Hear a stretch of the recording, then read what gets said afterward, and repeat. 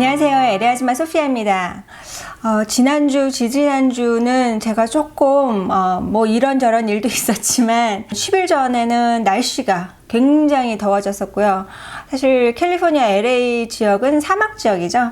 그래서 건조하고 습도가 0이에요. 계속 몇 날 며칠을 이제 거의 0으로 이제 지나고요.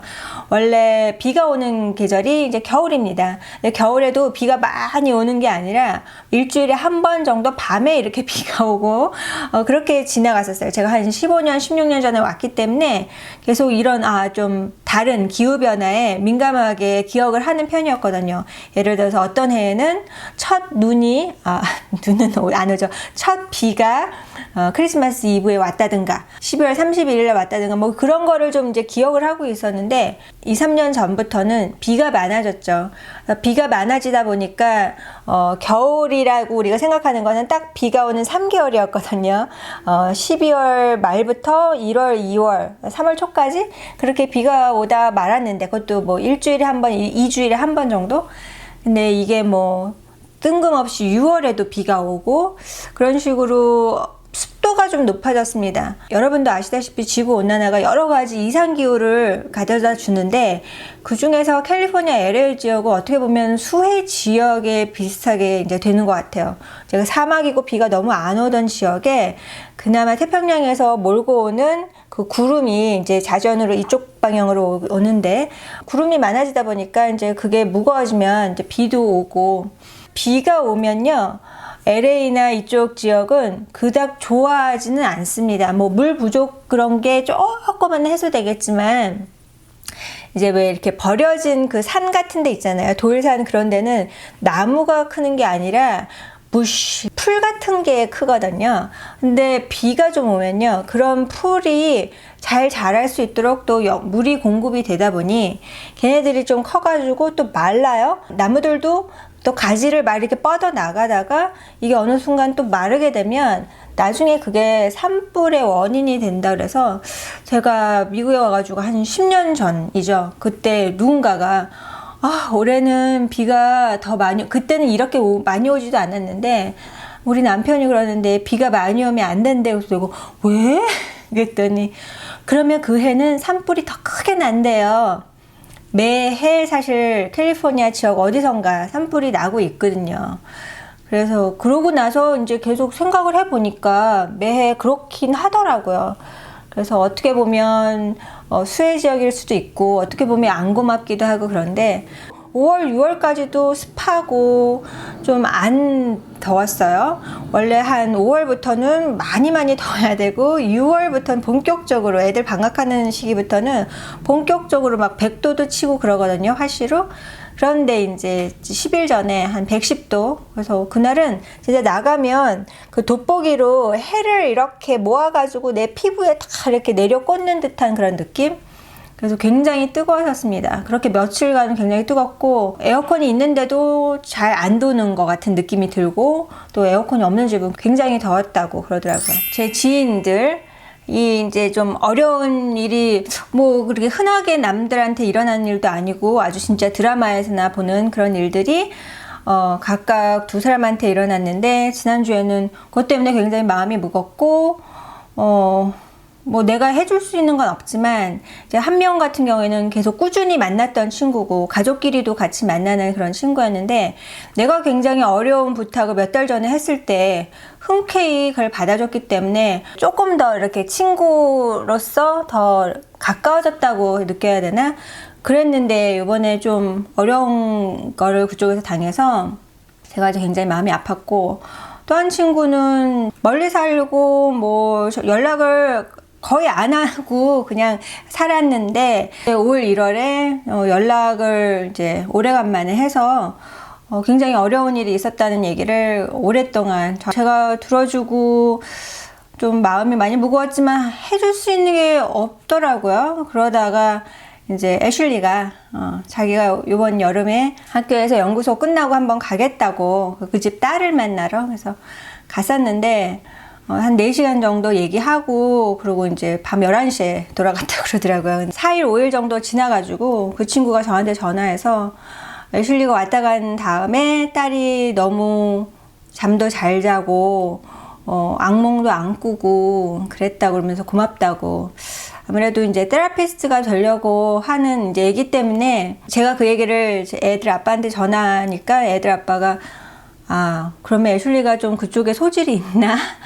그런 얘기를 하더라고요. 거의 몇 날 동안 보지도 않고 전화통화도 안 하고 그렇게 지냈던 친구인데 내가 뭘 해줄 수 있을까? 그랬는데 또 도울 수 있는 방법이 있었어요. 그래서 이제 그렇게 도왔고, 그렇게 지내다가 지난 금요일, 토요일, 무료로 풀 메이크업을 받을 만한 기회가 있었거든요. 금요일은 베버리힐스 있는 세포라에서 디올에서 메이크업을 쫙 해준다 그래가지고 이제 그걸 갔었고요. 그런 이벤트에 가면은 새로 나온 제품들을 가지고 막 얼굴에 해주잖아요.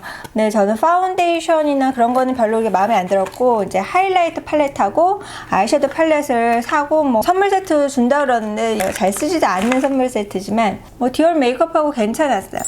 지난주 토요일에는 그로브라는 백화점에서 YSL 메이크업에서 이제 화장을 쭉 시켜주는 건데, 애슐리랑 올리비아랑 다 같이 가서, 올리비아는 이미 집에서 화장을 하고 왔기 때문에 안 한다 그러고, 이제 애슐리랑 저랑 화장을 풀 메이크업을 받았습니다.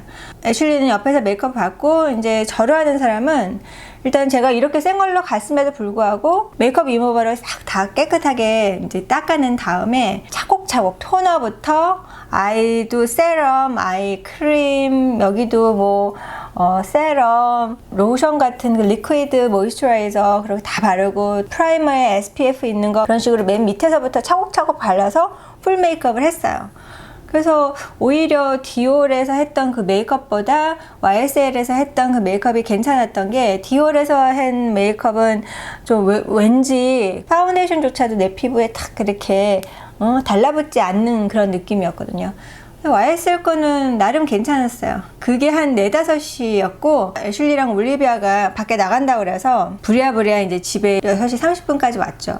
저녁에 앉아가지고 비디오 편집을 하고 있는데 입술이 좀 이렇게 붓는 느낌이 들더라고요. 벌써 이제 반응이 오는 거죠. 그래서 이거는 디올은 아니고 YSL 그날 메이크업에서 그런 거예요. 왜냐면 그날 YSL 메이크업 받기 전에 그런 피부 상태랑 입술이랑은 완전히 그냥 붓기 하나도 없이, 입술도 되게 조그마니까 그랬는데, 그날 저녁부터 부어서 어제 일요일 날은 하루 종일 이렇게 좀 주둥이가 새같이 이렇게 나와 있었어요.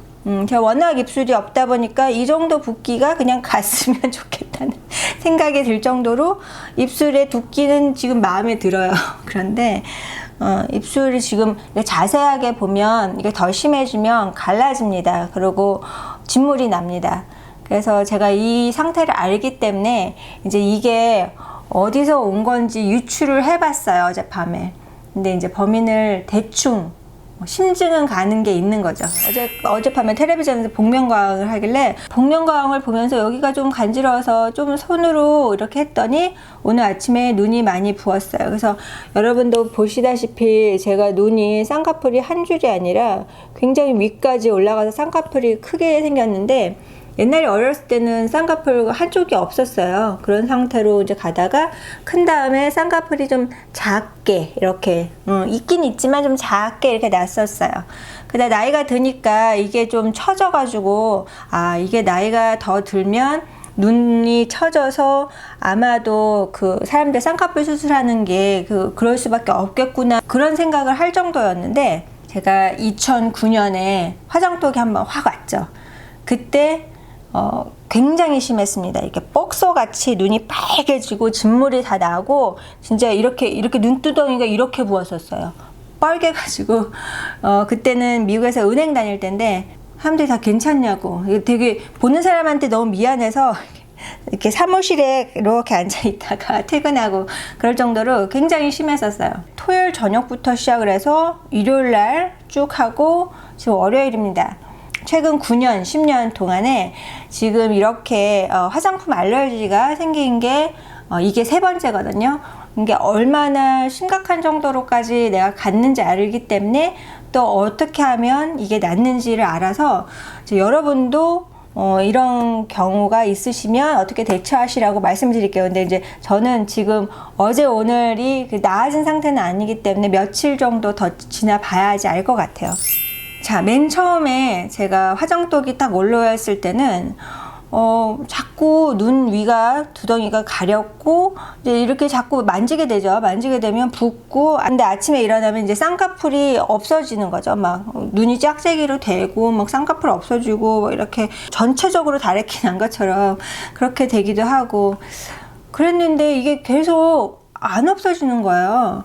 그때는 회사를 다닐 때니까 화장을 계속 해야 되는데 고민은 되는데 회사는 가야 되고 병원 갈 시간도 없고 그러다가 진짜 한 달 만에 갔습니다. 이게 진짜 뻘겋게 권투 선수 막 눈두덩이 맞아가지고 눈이 이렇게 부어올라서 눈이 안 떠지는 상태까지 갔어요. 거의 눈이 안 떠지는데 여기서 이렇게 진물이 나요.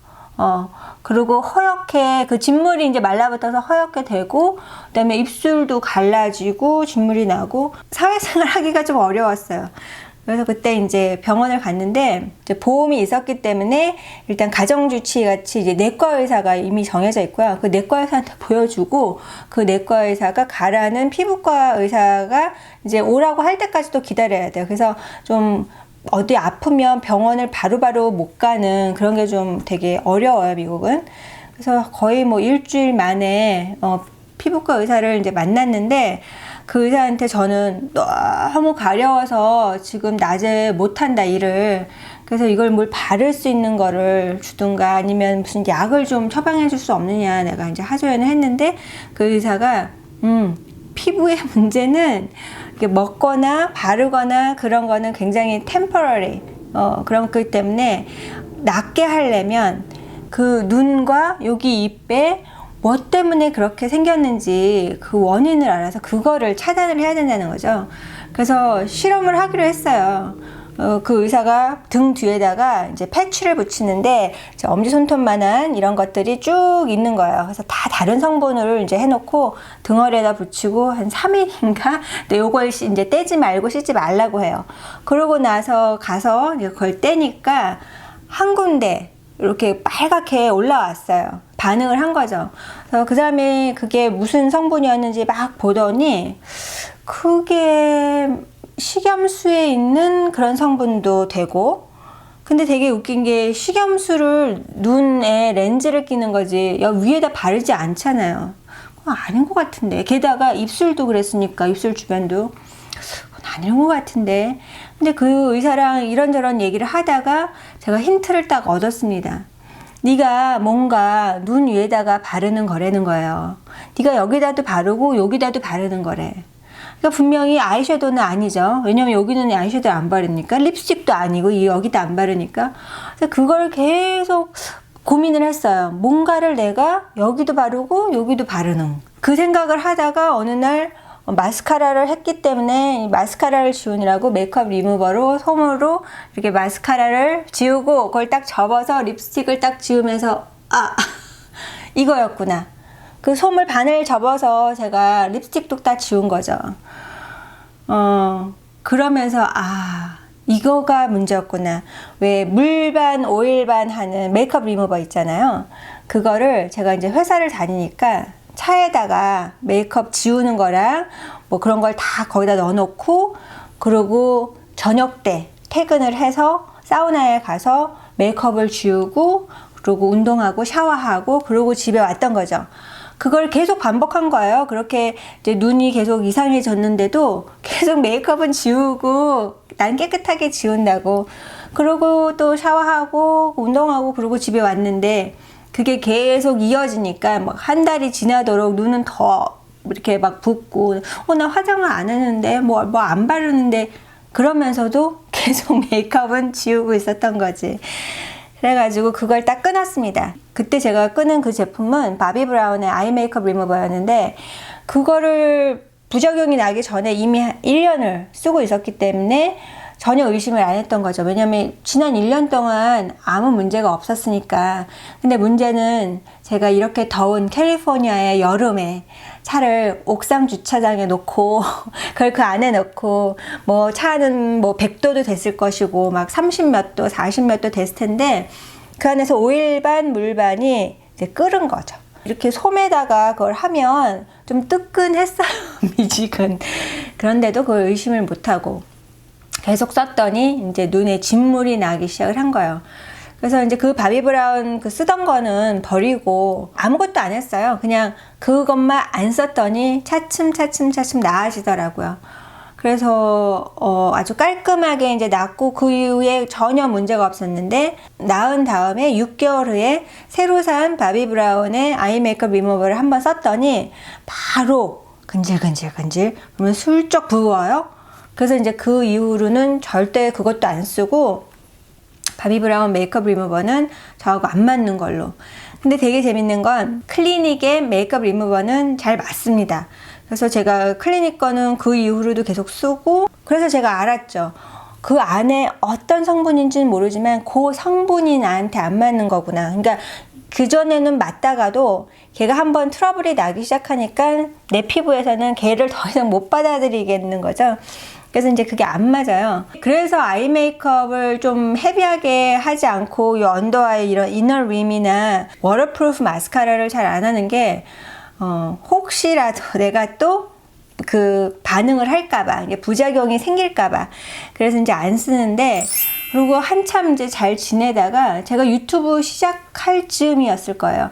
한 5년 전에 제가 골프를 치러 갔다가, 골프를 갈 때는 사실 무조건 워터프루프 화장을 하게 되는데 그때 찜질방을 가게 됐어요. 근데 이게 안 지워지면 나중에 이렇게 또 꺼멓게 너구리 같이 되잖아요. 한국 메이크업 파는 데 들어가가지고 아이 메이크업 리무버를 하나 샀습니다. 그때 샀던 그 아이 메이크업 리무버는 토니 몰리 거였는데 잘 지워졌어요. 잘 지워졌는데 그 다음날 좀 이렇게 부었더라고요. 그날도 마찬가지로 제가 아이 메이크업 지우고 또 거기에 남아있는 걸로 립스틱도 지우고 그랬는데 그 다음날 살짝 부었어요.